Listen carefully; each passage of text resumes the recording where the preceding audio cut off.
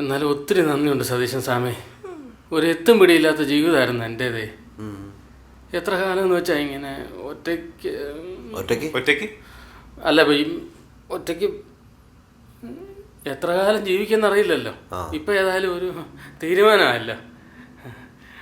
ഒരംഗത്തിനോട് ബാല്യമുണ്ട് D G മോനെ. അംഗം വെട്ടാനിയാളെ ആരോമൽച്ചേവൻ. ഞാൻ കണ്ട കാര്യം പറഞ്ഞതേ ഉള്ളൂ. നിങ്ങൾക്ക് അതിനുള്ള യോഗം കാണുന്നുണ്ട്. പിന്നെ ബാക്കിയെല്ലാം നിങ്ങളുടെ കയ്യിലാണ്. ഇനി ഒന്നും എൻ്റെ കയ്യിൽ നിന്ന് വഴുതി പോകാൻ ഞാൻ സമ്മതിക്കാലോ സ്വാമി. എന്ത് ഒന്നും സ്വാമി, ഇനി ഞാൻ എന്തെങ്കിലും പ്രത്യേക വഴിപാടോ വല്ലതും ചെയ്യാനുണ്ടോ? പ്രത്യേകിച്ചൊന്നും ചെയ്യണ്ട. പിന്നെ വിശ്വാസം ഓരോരുത്തർക്കും ഓരോ രീതിയിലല്ലേ. ഈശ്വരവിശ്വാസിയാണെങ്കിൽ നന്നായി പ്രാർത്ഥിക്കാം. ഞാൻ മുട്ടിപ്പായിട്ട് പ്രാർത്ഥിച്ചോളാം. പിന്നെ വേറെന്തെങ്കിലും അറിയണ്ടോ ഇനി? ഇല്ല, എനിക്കൊന്നും അറിയണമെന്നില്ല. പിന്നെ ഇവൻ എന്തെങ്കിലും അറിയണമെന്നുണ്ടെങ്കിലേ എടാ എനിക്കൊന്നും അറിയാനില്ല. വഴുതരെ DIG, ജീവിതത്തിൽ എന്തെങ്കിലും കാര്യം നടക്കാന്ന് വിചാരിച്ചിട്ട് നടക്കാതെ വന്നാൽ നിരാശപ്പെടേണ്ട. എന്ത് കാര്യം? അതെന്ത് കാര്യമാണെന്ന് നിങ്ങൾക്ക് അറിയാലോ. എല്ലാത്തിനും ഒരു സമയമുണ്ട്. ജീവിതത്തിൽ ഒരു നല്ല കാര്യം വൈകാതെ നടക്കും. പ്രതീക്ഷ കൈവിടാതിരിക്കുക. ആ ഒരു നല്ല ദിവസം വരും. നല്ല ദിവസം വരാറായെന്ന് എനിക്കറിയാം. അതിപ്പോ നിങ്ങൾ കവടെ നിരത്തി നോക്കി പറയേണ്ട കാര്യമൊന്നും ഇല്ല സ്വാമി. എടാ നിലത്തില്ലടാ ചെറുക്ക, കിടന്ന് തൊള്ളാതെ. സ്വാമി ഇവൻ പറയുന്ന കാര്യമാക്കണ്ട. എങ്കിൽ പിന്നെ ഞങ്ങൾ അങ്ങോട്ട്. ശരി. അല്ല ഇപ്പം ഈ ദക്ഷിണ തന്നോളൂ.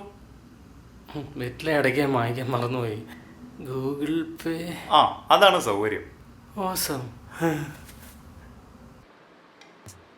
ഇതിലാകുമ്പോ പിന്നെ എന്റെ ബുദ്ധി മാത്രം ഉപയോഗിച്ചാൽ മതിയല്ല. ഇതിലും കൂടി തോറ്റാ പിന്നെ ഈ വർഷത്തെ കായികമേള സമാപിച്ചതായി പ്രഖ്യാപിക്കും മോനെ. അയ്യടാ, ഇനി ആരെ തോക്കാൻ പോകുന്നത് കാണാം. അതെ, ചുമ്മാ ഇങ്ങനെ കളിക്കുമ്പോ ഒരു എക്സൈറ്റ്മെന്റ് ഇല്ല. പിന്നെ എന്ത് വേണം? നമുക്ക് ബെറ്റ് വെച്ചാലോ? ബെറ്റ് വയ്ക്കാം. എത്ര രൂപയ്ക്ക്? അത് വേണ ഒരു 500 ആയാലോ? അയ്യടാ, 500 ഒരു 5000 ആയിക്കോട്ടെ. അത് വേണോ? അത് വേണം. എന്നാ ആയിക്കോട്ടെ. അയ്യേ, നിങ്ങൾ കളിക്കും, ഞാൻ പോയി ചായ എടുത്തിട്ട് വരാം. ഞാൻ വരാം. അയ്യടാ, അവിടെ നീ പോകണ്ട. അവൻ്റെ ചായ മനസ്സിലാവണ്ട എനിക്ക്. കളിക്കടാ.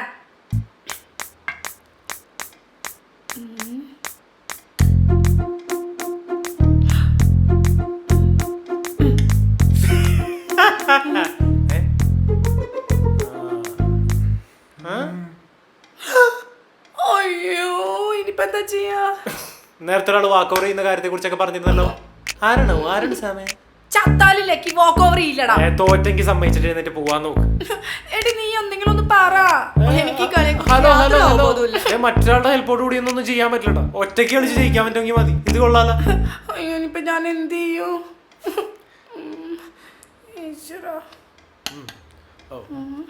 നീ എന്താ?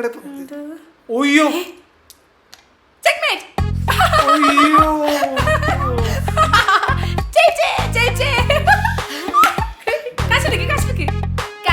ഇപ്പൊ തന്നെ വേണോ? ഇപ്പൊ തന്നെ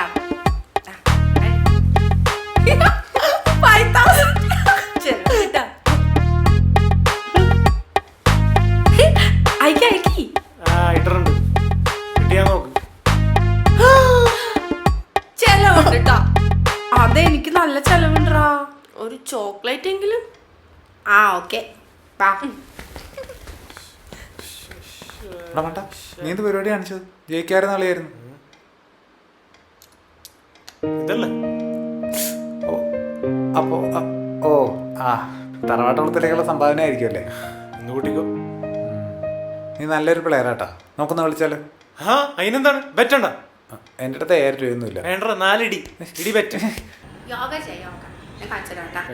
ഇതല്ലേ ഇതല്ലേ അങ്ങനെ കുറച്ചും കൂടെ കുനിയണം. നന്നായിട്ട് കുനിയണം. ഇത് ഈസി. അതെ അതെ, ഇങ്ങനെ 3 മണിക്കൂർ കഴിഞ്ഞ് പുതിയ പ്രേമ.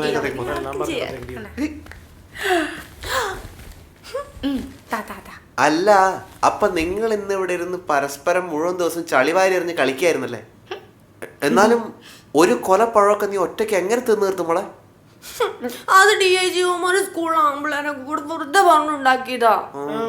അന്നാണെങ്കിൽ അമ്മാതിരി തടിയായിരുന്നോണ്ട് യുവമാരെല്ലാം കൂടെ വിശ്വസിക്കുകയും ചെയ്ത്. സത്യത്തില് ഞാൻ വിശന്നപ്പോ ഒരു 5-6 പഴം കഴിച്ചതുള്ളൂ. സത്യം. പക്ഷേ ലക്കിയുടെ കാര്യമൊക്കെ നാട്ടിൽ പാട്ടെ ഇപ്പൊ എന്താ ചെയ്യാ? താടിക്കാരാ അത് നീയല്ലടാ കൂവി പാടി നടന്നത്. ഞാൻ ടീച്ചറിനെ- നീ അവിടെ കിടന്ന് അത്ര ഡീസന്റ് കളിക്കണ്ട. നിന്റെ കഥകളൊന്നും ഞാൻ ഇവിടെ പറഞ്ഞിട്ടില്ല. എന്ത് കഥ? ബംഗാളി കഥകളൊന്നും ഞാനിവിടെ പറഞ്ഞിട്ടില്ല ചേട്ടാ. അതുകൊണ്ട് അല്ല അത് ആ പറയാം. നീ കേക്കണം, ഭയങ്കര തമാശയാണത്. അതങ്ങനെ വലിയ കാര്യമായിട്ടൊന്നും ഇല്ല. ഏയ് എന്നാലും കേൾക്കണം. ആഹാ, പറയട്ടെ ദിവ്യ, നീ ഇത് കേൾക്കണം. നീ കേട്ടാ ചിരിച്ചിരിച്ച് ചാകും. ഇവൻ ഇവിടെ വരുന്നതിന് മുമ്പ് ബംഗാളികളുടെ കൂടെ ഒരു വീട്ടിലാണ് താമസിച്ചിരുന്നത്. ഇവൻ ഡെയിലി അവിടെ ഇരുന്നിട്ട് അവരോട് ഇവൻ എഴുതിയ കഥകളൊക്കെ പറയും. ഈടാ അത് കേട്ടിട്ട് ഈ ബംഗാളിയെ കൂടി ഇരുന്ന് കൈയടിക്കൂടാ. എന്റെ ദൈവമേ,